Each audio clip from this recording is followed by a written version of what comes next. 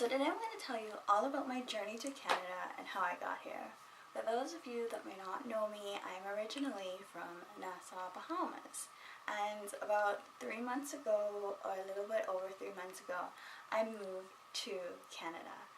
So the process of me moving to Canada was definitely not one I would have predicted at all. If you asked me like a year ago or 2 years ago, where do I see myself, it would not have really been here.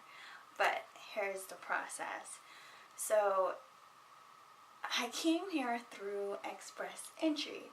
I don't know how I ended up looking at Canada, but somehow I ended up looking at Canada. In the process of me trying to find places to move, I was looking at moving. I've applied to the States as I have a sister that lives in the United States, but their process is I've been waiting at least 10 years for a number to become available to me because the category that I fall into is not a priority. So other than that, I was looking at Europe, and for Europe it was something called a youth mobility visa, and it would have allowed you to live and work in the UK for 2 years, at least work like I think 1 year out of the 2 years.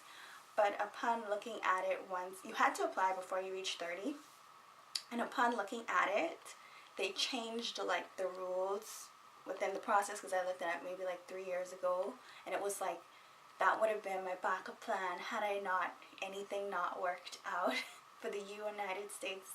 I would have went to Europe.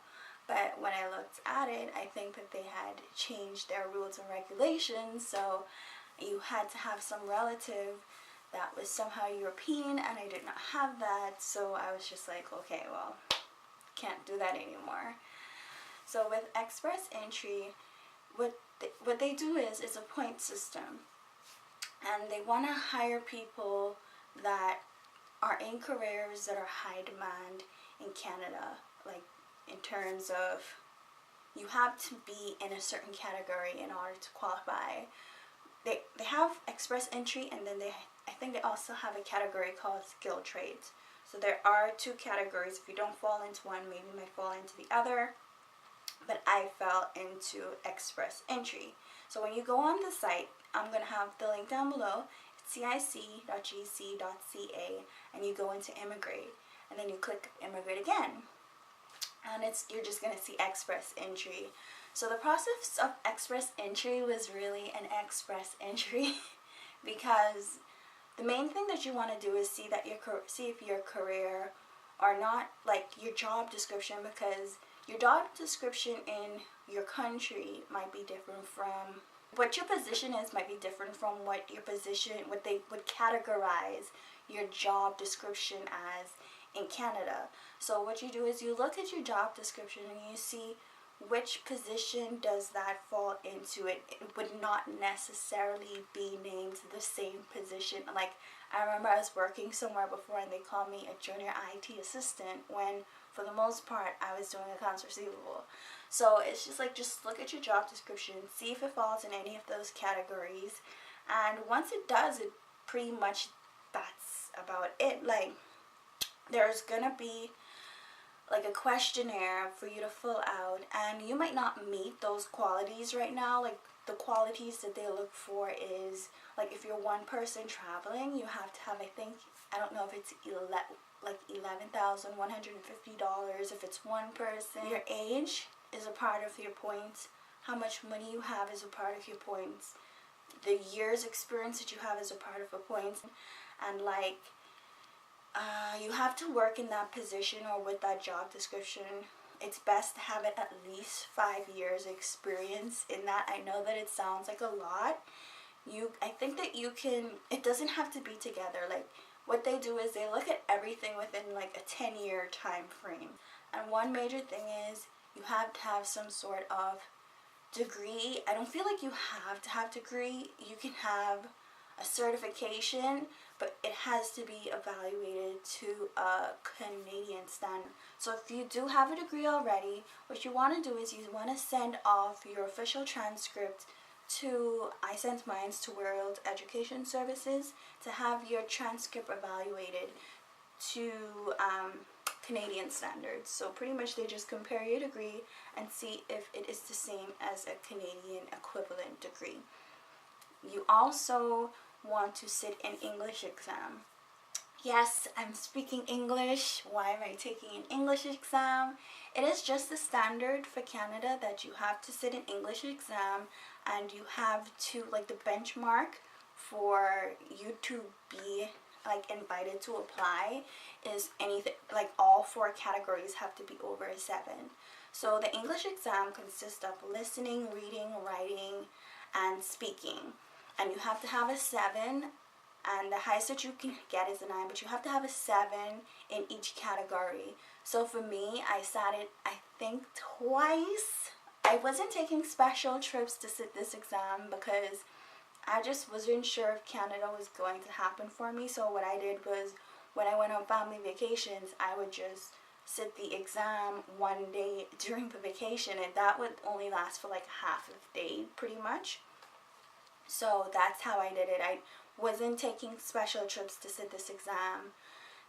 It's not an exam that I studied for. It was just like, when I took them, I never studied. I just went in, and I'm like, I speak English. I'm not gonna take I'm not gonna study English. I know it, but if you need to study, just study, because it's proper English. Like, you have to be able to really, like me being Bahamian, we speak Bahamian dialect a lot, which is a lot of broken English, but you have to be able to speak, we call it the Queen's English, yeah. So you have to be able to speak the Queen's English, use some big words, So, yeah, and like structure sentences in a way, like, in a more professional manner. So anyway, for that, for some reason I kept getting like a 6.5 in one of the categories, and my overall would be over an 8. But it still would not, I'm still not invited to apply because I'm not over a 7. And it's like, I did it twice, and it was like, one would always be a 6.5. They do not round at all. If you're a 6.5, that's a 6.5. It's not a 7. Oh, it drove me crazy. So the third time, in my final time, I actually got a 7 in all, yes, like not a 7, but an over a 7 grade in all 4 of the categories. And I was so happy. And I was just like, you know what? I still don't know if I'm going to get this, because at that point in time, you had to get at that point in time, you had to also get like if you got a job offer, you got more points. They don't have that now. Like, when I was doing the process, they switched over to this new method, and that's how I was able to get it, because it no longer required the job offer, and it gave higher points for, like, if you have, I think, a degree or something like that. Like, it gave you more points. It wasn't requiring as much points, because what happens is like, they pretty much put a group, like, they make a group of numbers, not numbers, like, there's a total that you have to have, like, once you're finished adding up your degree, your age, and all the amount of money that you have, etc., and they put in that this is the amount, this is your score. When they do the drawings, they're gonna say, okay, anybody with over 600 in scores, we're gonna choose those people. I don't think they choose everybody with over 600. They choose at random certain people to invite to apply. For me, I was invited to apply immediately for express entry, like within that 2-3, I don't even think it was 3 months. I think it was like maybe a month after I met the scores, I got an invite to apply. And I was like, that's crazy. Like, why did it happen so fast? Like, I've been here, I sat the English exam, I was just 0.5 away, and my overall scores when I got the over 7 was actually less than how much it was when I got the 0.5 less in one category. So it's so weird. But anyway, it's a point system, like I said. So once I got the express entry, the invite to apply, mind you, there are 2 ways. There are also, because I know someone that when she had the over 7 and they were still doing where you needed a job offer in order to get more points, they had this thing where you are nominated by a province or state or whatever. So you're nominated by a province that, okay, your job is such in high in demand, I want to nominate you to come to Canada.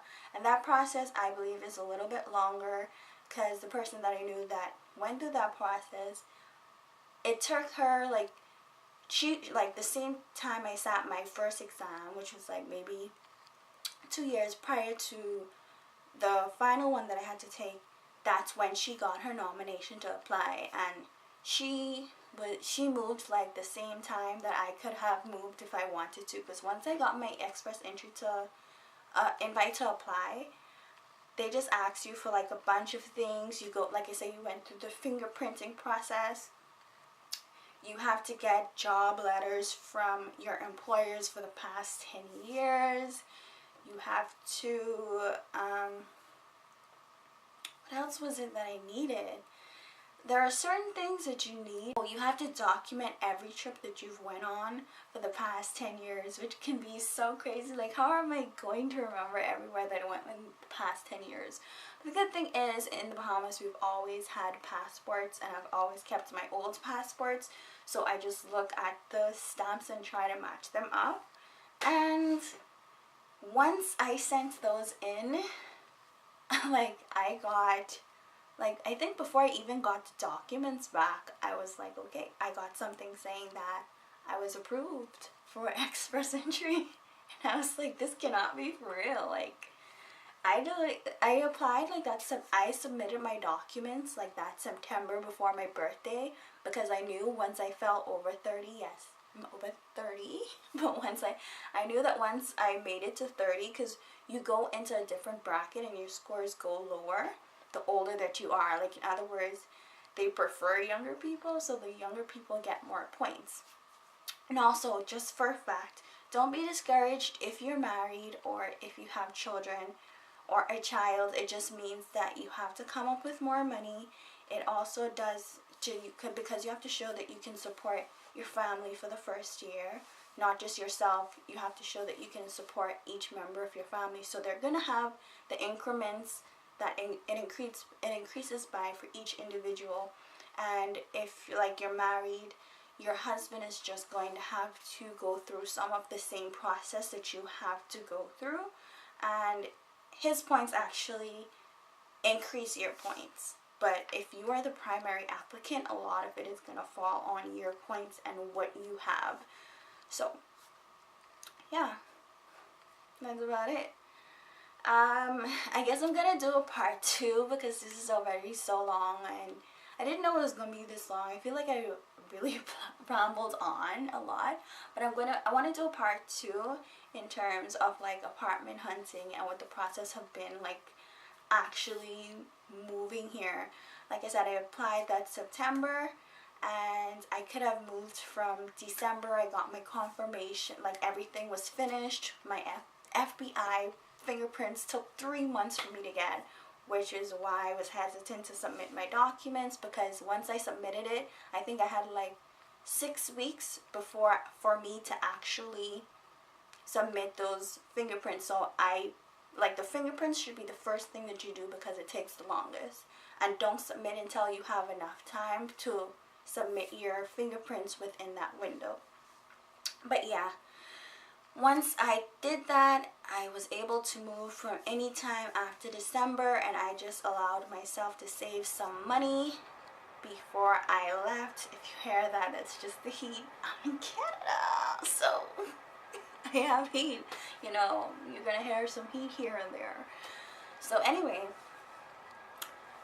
once I got my confirmation that I could have moved in December, it's such a blessing how things work out. So it's like, even though I was discouraged and I wanted to give up, I just, kept trying just for the hell of it, like at least to say that I tried. And trying paid off. I moved in August, so I just wanted to save up as much money as I can, because I'm entering a country where I knew not anyone. Like, in other words, I have no family here. I had like one friend here, one real friend here. So I mean, I have a lot more friends. I do feel like a lot of friends that I have here have become my family, and I love the life here, and I'm just so appreciative of it. I'm so rambling on. Watch part 2, and I'm gonna tell you all about the process of like the documents that you need once you're actually moving, but you don't actually need. They just say that you need it. And I'm also gonna tell you just of the most frustrating process, which is finding housing. Have a job. My former boss did find me a job before I came, so I didn't have to go through that. But I'm also going to tell you about the process of job hunting, which is also a difficult task in itself. So that's all for now. Stay tuned for part 2. I thank you so much for watching, and please like and subscribe for more videos. Bye guys.